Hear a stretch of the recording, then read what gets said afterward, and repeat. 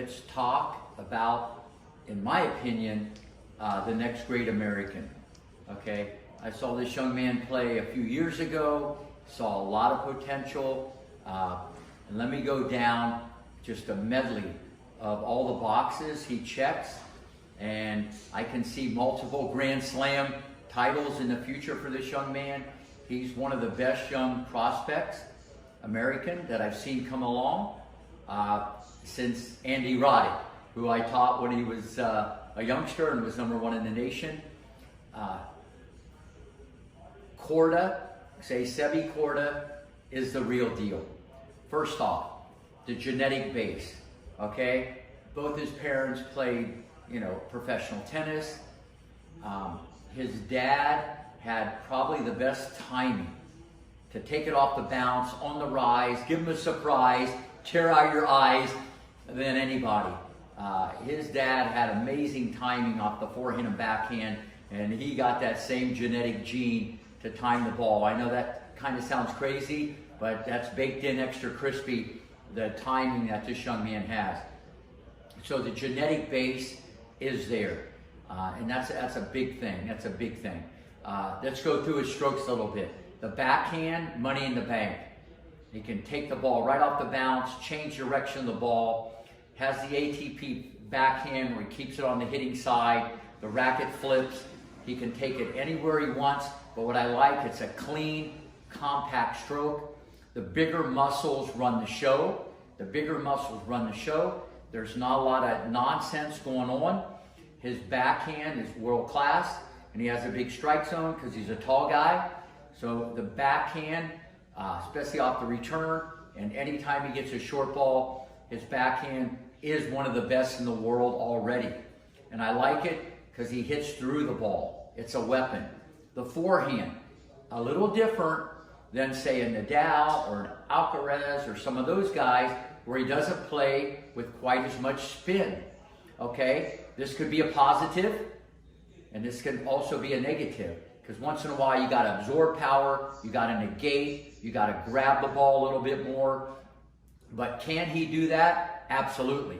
It's just that he has a cleaner grip. Okay, he hits through the ball a little bit. That's why his game, in my opinion, is going to be great on all surfaces, even at Wimbledon. Okay, I just think that the way he's been taught, his mechanics. Because remember, the cards you're dealt at a young age, you're pretty much dealt that forever. How you hold the racket, how you take it back. The muscle memory is, like I said, baked in at an early age. You can reprogram the reflexes, and you can reverse engineer some of this and correct some of this, but it's tough. But his mechanics off the forehand and backhand, I really like. It's huge. Okay, it's huge. Now, the serve's only going to get better. I think that the leg drive could be a lot better. He could bend a little bit better, get more power from the ground up. And I think as he matures, I think his serve's only going to get better and better.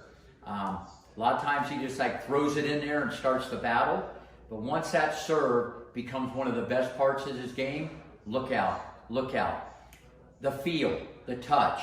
He can massage it, he can dip it, he can flip it, he can rip it, okay? And he has imagination. I like the imagination, all right? He'll throw in the chip, very soft hands around the court. So he's just not ripping ground strokes. So he already kind of has a solid, complete game. Kind of like Alcaraz in a lot of ways, okay? And by the way, I think both these guys are going to be 1 and 2 in the world, and I think they'll be playing for many Grand Slam titles. The next thing, his volleys. His hands are in front, very compact, not afraid to come in. He can stick the volley, very complete, and he knows when to sneak into the net. I love that. He takes the temperature. When you're off balance, bang, he's at the net. When you're off balance, bang, he'll sneak in there. But the wild card, as you hear me say all the time, when I predict greatness or I feel what's coming, mentally, everybody gets nervous. No one's going undefeated. Okay, you're going to lose. Okay, you're going to fail, but that's how you succeed. I love his composure. He's not too high. He's not too low. Very even keel.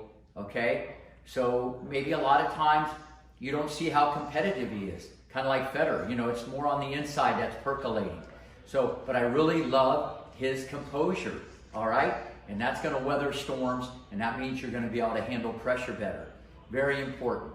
His movement is good. It will only get better as he keeps understanding the geometry of the court. His anticipation will get better. His makeup speed maybe isn't as good as some of the better players like Nadal and Djokovic, okay, and Alcaraz. But at the end of the day, he's very authoritative off the ground. He's going to be running the show. He's going to dictate. He has a complete game. I see greatness on the horizon, okay, for Sebby Korda. I see it. Like I said, him and Alcaraz are going to be the leaders in the clubhouse. But what I'm pumped up about, he's an American.